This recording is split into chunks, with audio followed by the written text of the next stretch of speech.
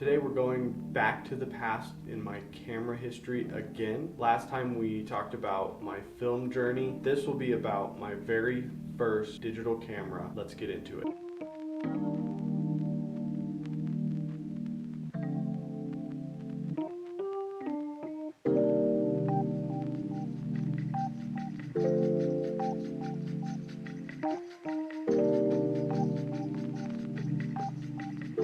As I've mentioned in a couple of my other videos, I want to work through the different cameras I've had that have got me to where I am today as a photographer.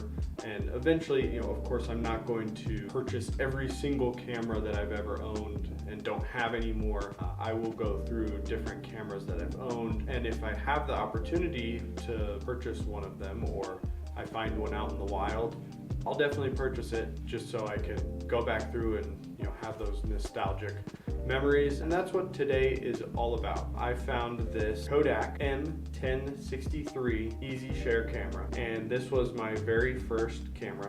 This is the same color, the same model, everything about it is exactly the same as the one that I own. And the fact that I was even able to discover what model number the camera was that well, not model number, but yeah, essentially the model of the camera that I had back then, I was amazed. I essentially went on Google and I typed in purple because I knew it was purple, this light magenta color, and I typed in purple Kodak Easyshare camera and just hoped for the best. I scrolled through some Google images and lo and behold, I found a picture and I was like, that's the one. I remember exactly, this mode dial, the color, the size of everything. I knew right away that when I saw that picture, I was like, that's the one.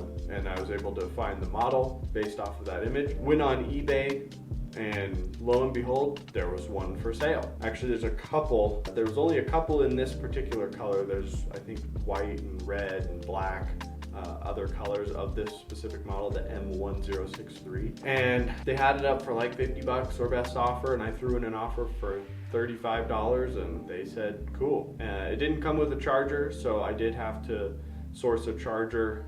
This is a mini USB port, which those are relatively outdated. I used to have a bunch of those cables for like PS3 controllers or something, but couldn't find one, so I just ordered a spare battery, not knowing how good the original battery was going to be. And I ordered a battery charger rather than having to plug the camera, which with this specific camera I'll go into. So I ordered a charger, got a charger pretty quick, was able to power it on.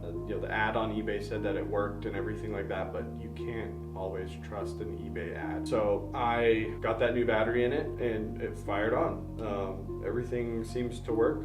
There's a little bit of dust in the LCD screen. The screen is starting to, I don't know, the pixels are starting to die on the edges. It's a little bit purple on the edges, but that's fine. It still takes pictures. And with that, we'll just dive into a little bit about the camera itself. So the camera is a 10.3 megapixel CCD sensor. So it's the old style sensor. It's not a CMOS sensor or anything like that. It's pretty small. I believe it's 1/2 of an inch or something like that. So it's essentially a similar size to a cell phone, a modern day cell phone sensor, maybe even smaller. So the performance, as you would imagine, isn't incredible. This camera was released in 2008, and a funny note about that is I learned that having a battery charger versus using the cable, the date resets every time I take the battery out and put it back in. And when I was setting the date, I found out that the Kodak must have said, well, there's no chance that this camera is going to last 20 years. There's no way. So the date code only goes up to 2025, which in some of the images, well, I turned it on just for nostalgic reasons to have the date code stamped in the ugly yellow letters in the corner. You'll notice that the date code is only to 2025, because that's as far as it'll go. So when it resets, it'll reset back down to 2008, which obviously isn't going to be a problem, but I have to reset the date every single time I pull the battery out. So it will always be a different year, will not ever be the correct year, which I think is comical. But here is, the camera's still alive. So Kodak, bummer for you thinking that this wasn't going to make it. They're still here, still kicking, still taking images. And you'll see it shows that it has face detect and blur reduction, HD stills, all this fancy jargon from back, nearly 20 years ago. And I'll say it does have facial recognition ish. It can recognize a face in really decent lighting. Can it track it? Absolutely not. Is the autofocus very good? Absolutely not. There's 5 autofocus point and they're right in the middle of the frame. So there's not, you can't pick your autofocus point, anything like that. You know, it's a bare bones camera. There's a couple different modes. There's, you know, a close-up mode. It's not really macro, but it's a close-up mode, motion mode, and then it's got a bunch of scene options, portrait, landscape, those type of things, like your typical mid-2000s Digicam would offer. So why did I feel like I needed to go off and buy this camera? It doesn't really produce, you know, it's not a high megapixel count. It doesn't have very many niceties. The battery doesn't last very long. It's purely for nostalgic fun for me. Going back in time to experience a camera that I haven't felt in my hands in probably nearly, you know, 15 plus years it's really fun. It's really cool. Everything feels very familiar. The power button, you know, the flash that's in here, the way that the battery door opens is very just like muscle memory. I remember I took a lot of images with this camera, you know, way back, and you know, obviously this isn't the exact camera, the same serial number or anything like that, but it feels exactly the same, it looks exactly the same, and it's just a lot of fun. And I've gone off to, you know, just take pictures with it and see what I can come up with. And we'll go through these images, and you know, of course, a lot of these aren't going to be like, oh my goodness, I'm going to blow this up and put it on my wall, but it's just fun to see and challenge myself to, with a limited camera, you know, limited tool, to go out and take pictures and see what I can come up with. And I'm actually super excited about some of the images that I've come up with, whether there's a couple that you'll see on the screen that are clouds, you know, sunset type of thing. It does have a 2-stop kind of exposure compensation with the D-pad. You go a little bit darker, a little bit brighter, but that's about the most manual control you have. So, and again, with the focus points as being 5 points in the middle of the screen, you really have to think about, and I had to think about, how am I going to frame this? Is it going to find focus? The LCD screen is so bad that when you're out in the sun, even inside, it's hard to see the images on the screen. So I have no idea if they really found focus, if it's, you know, there's any detail in the image or not. And that's really fun, like just being able to hold this out, take a picture, and then just see what's going on, you know, later. It's similar to the film aspect of it all. Granted, the images you get out of a film camera are much higher quality, in my opinion, than what can come out of these. But again, there's a picture of the United States flag at, you know, the American flag at my mother-in-law's house that the wind caught it just nice. It had just rained. There was a really nice light on it. I caught it in a nice little wave, and the image looks really cool. But it's really cool to challenge. Like, it's a challenge. Like, yes, of course, this is a very limited tool. It's not something that I'm going to bring with me on a session with a client or anything like that. That's not the purpose of it. It's to have fun and just remind myself of where I came from and why I got into this hobby and then now into this business. And this is one of those historical cameras in the life of Brady that really got me going. I would take pictures of flowers, those type of things, nature, bring this camera camping. Funny story, when I owned this camera, as a, you know, it was a gift, a birthday present years ago, and when we went camping one time, the mode dial actually fell off of the camera, and we usually camped at this same, you know, spot periodically a couple times a year. And it was either the following year or even a couple years later, we were at that campground, and sure enough, in the dirt, walking around, I found the mode dial for the camera that had fallen off, which again, super fun memory.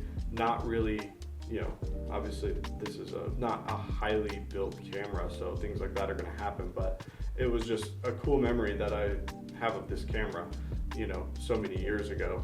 And it's really cool to just have it back in my hands. And whoever owned this before, you know, somebody had tried to sell it, and this has a little sticker on it for $100. So somebody tried to sell this a while ago for $100. It's definitely not worth $100 now.